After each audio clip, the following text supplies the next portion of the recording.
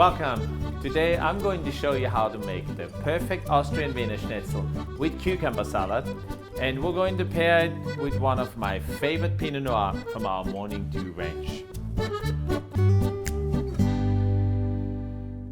Right in front of me I have here some pork loin that are cut very thin, heavily pounded on both sides. You can ask the butcher already doing that for you. All-purpose flour, whole eggs, and I always like to add a little whipped cream to it. It makes it a little creamier, the crust. And regular breadcrumbs. Don't use the spicy one, just use regular breadcrumbs.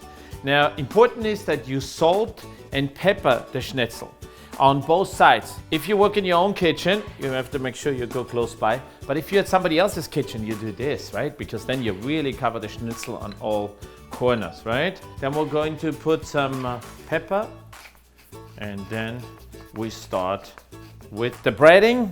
You put the schnitzel in the flour, make sure on both sides, then it goes into the egg, and then it goes into the breadcrumbs. I want to make sure that the breadcrumbs are all the way around it, and when you lift it up, make sure you get rid of the excess breadcrumbs here, because you will otherwise find them in the frying pan afterwards.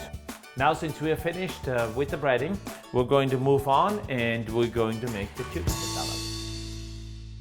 As you can see, I sliced 2 cucumbers already, and it's very simple. You just peel the cucumber and then just slice them like that.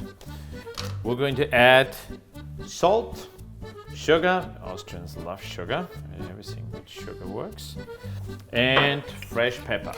And what we're going to do now is we're just going to toss it a little bit up, right? Toss the cucumbers, squeeze it a little bit, and then we're going to let it rest for 5 minutes, and that gives us enough time to actually get our grapeseed oil hot for the schnitzel. Okay, so we're going to finish the cucumber salad now. As you can see, we let it rest for approximately 5 minutes. There is some excess water and juice that we're going to drain off now, right? And we're going to add some of the fresh shallots and some fresh dill. And what makes that cucumber salad so special is adding some whipped cream. So we're going to mix this up now. The cucumbers, the shallots, and we're also adding a little bit of apple cider vinegar that adds it a nice acidity. And so here we go.